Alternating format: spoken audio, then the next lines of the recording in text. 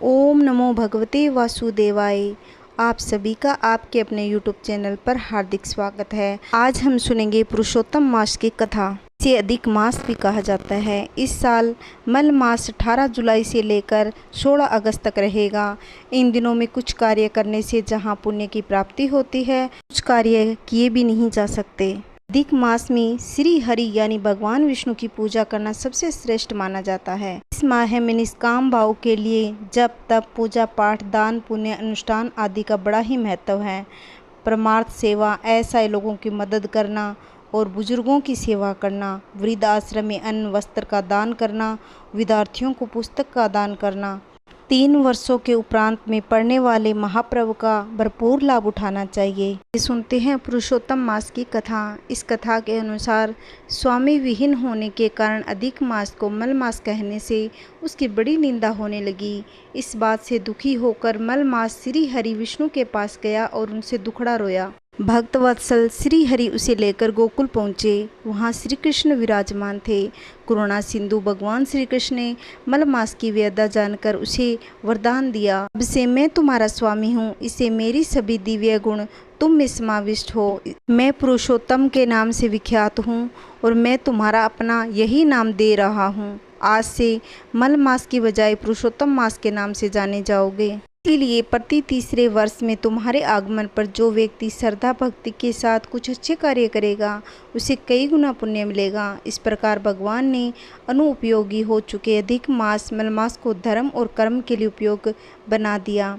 अतः इस दुर्बल पुरुषोत्तम मास में स्नान पूजा अनुष्ठान एवं दान करने वाले को कई गुना फल प्राप्त होता है। कल्प वृक्ष के समान भक्तजनों के सभी मनोरथ पूर्ण करने वाले वृंदावन की शोभा से अधिपति अलौकिक कार्य द्वारा समस्त लोगों को चकित करने वाले वृंदावन बिहारी पुरुषोत्तम भगवान को नमस्कार करते हैं।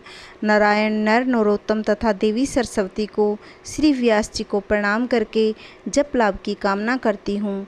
एक समय बहुत बड़ा यज्ञ करने की इच्छा से परम पवित्र नैमिषारण्य तीर्थ में बहुत से मुनि आए। देवेल, सुमंतु, ऋषि सुमति, केशव, ऋषि गौतम, ऋषि विशाल, जय, जंगम, पार, श्वेत बाहु, ऋषि श्वेताश्वर शिष्यों से सहित ये सभी ऋषि अंगों के सहित वेदों को जानने वाले ब्रह्मनिष्ठ संसार की भलाई तथा परोपकार करने वाले दूसरों के हित में सर्वदा तत्पर रहने स्रोत स्मार्त कर्म करने वाले नैमिषारण्य में आकर यज्ञ करने को तत्पर हुए।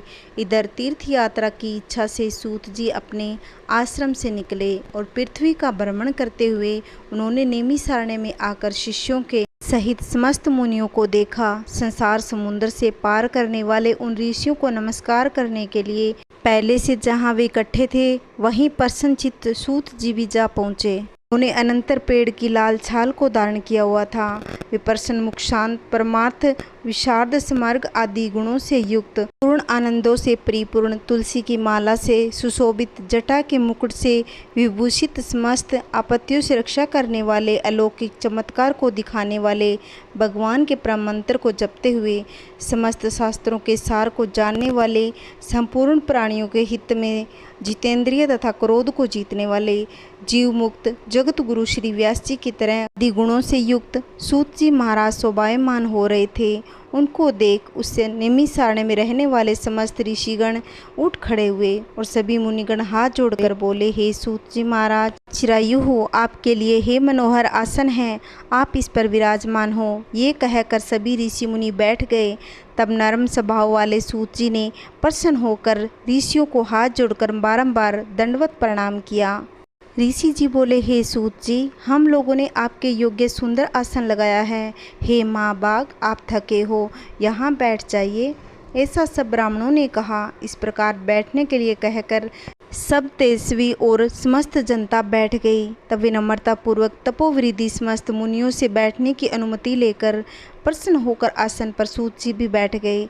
तदंतर सूत जी को सुखपूर्वक बैठे हुए श्रम रहित देखकर पुण्य कथाओं को सुनने की इच्छा वाले समस्त ऋषि बोले कि हे सूत जी, हे महाभाग, भाग्यवान हैं। भगवान व्यास के वचनों के हार्दिक अभिप्राय को गुरु की कृपा से आप जानते हैं। क्या आप सुखी तो हैं? आज बहुत दिनों के बाद कैसे इस वन में पधारे। आप प्रशंसा के पात्र हैं, व्यास शिष्य शिरोमणि आप पूज्य हैं। इस असार संसार में सुनने योग्य हजारों विषय है, श्रेयस्कर थोड़ा सा और सारभूत जो हो वह हम लोगों को कहिए। हे महाभाग, संसार समुद्र में डूबते हुए को पार करने वाला तथा शुभ फल देने वाला आपके मन में निश्चित विषय जो हो वही हम लोगों को कहिए। ज्ञान रूप अंधकार से अंधे हुए ज्ञान रूप चक्षु देने वाले भगवान से लीला रूपी रस से युक्त परमानंद का कारण संसार रूपी लोगों को दुख करने से रसायन से समान जो कथा का सार है वही शीघ्र ही कहिए। इस प्रकार शौनकादि ऋषियों के पूछने पर हाथ जोड़कर सूत जी बोले, इस मस्त मुनियों, मेरी कही हुई सुंदर कथा को आप लोग सुनिए।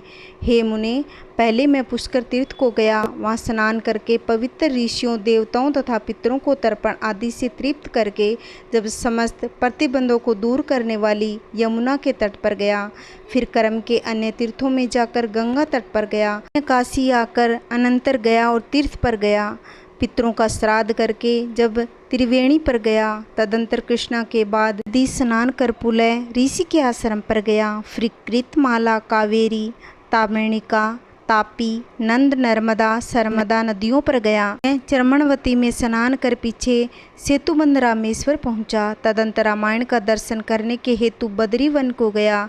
तब नारायण का दर्शन कर वहाँ तपस्वी को अभिनंदन कर पुण्य रामायण को नमस्कार कर उनकी स्तुति कर सिद्ध क्षेत्र पहुँचा। बहुत क्षेत्रों में घूमता हुआ कुरुक्षेत्र तथा जंगम देश में पहुँचा। फिरता हुआ हस्तिनापुर में गया। द्विजों तथा यह सुना कि राजा प्रेषित राज्य का त्याग कर बहुत से ऋषि मुनियों के साथ पुण्यप्रद गंगा तीर पर गए। उस गंगा तट पर बहुत से सिद्धि हैं भूषण जिनका ऐसे योगी लोग और देव ऋषि वहाँ पर आए।